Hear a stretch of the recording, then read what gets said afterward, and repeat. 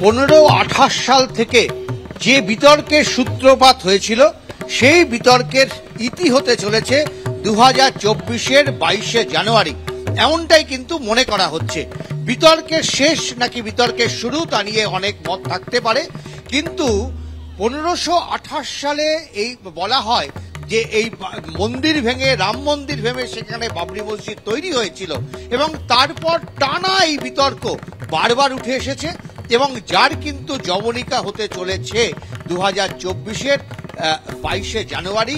এমনটাই রাজনীতিবিদ থেকে শুরু করে দেশের বিভিন্ন অংশের মানুষ, এমনকি সুপ্রিম কোর্টের যে রায়, সবটাকে সামনে রেখে এই মুহূর্তে অতনু যে ছবি দেখাচ্ছে, দেখো আমরা একদম রাম মন্দিরের সামনে দাঁড়িয়ে রয়েছি। প্রচুর মানুষের শুধু ভিড় না, উপচে পড়া মানুষের ভিড়। দেশের বিভিন্ন প্রান্ত থেকে যত রকমের মানুষ, যত বিভিন্ন রাজ্য থেকে প্রায় অধিকাংশ মানুষ তারা কিন্তু এখানে ভিড় জমিয়েছেন এই কারণে যে তারা জানেন যে 21 এবং 22 এই দুদিন কিন্তু মন্দির চত্বরে প্রবেশ করা যাবে না।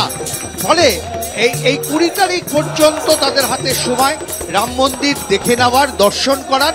তারা মনে করছেন এটা তাদের কাছে একটা পবিত্র কর্তব্য, এটা পবিত্র কাজ। এবং এই মুহূর্তে মন্দিরের সামনে বিভিন্ন জায়গায় যেখানে আমরা ক্যামেরা নিচ্ছি, গোটা অযোধ্যা জুড়ে আমরা দেখতে পাচ্ছি এই ছবি।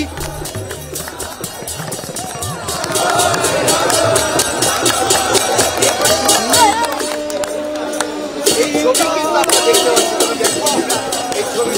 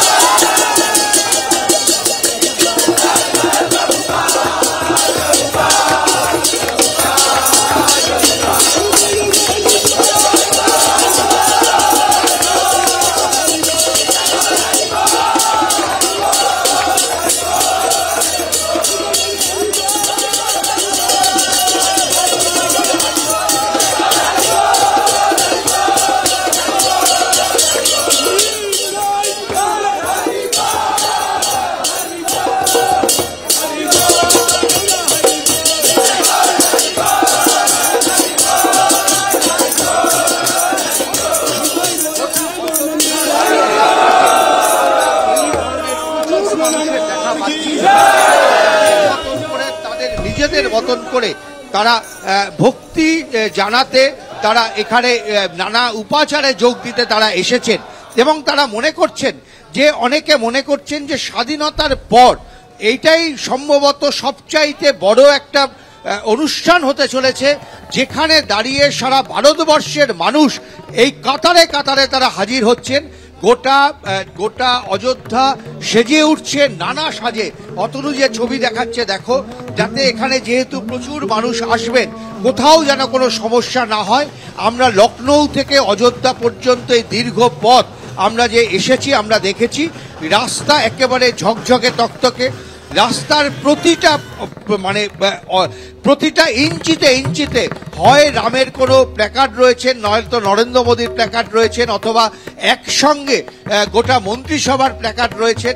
সমস্ত জায়গাটায় একেবারে রামচন্দ্রের ছবি, রামচন্দ্রের মূর্তি, রামায়ণের কথা, সীতার কথা, সবটা এইভাবে কিন্তু তুলে ধরা হচ্ছে।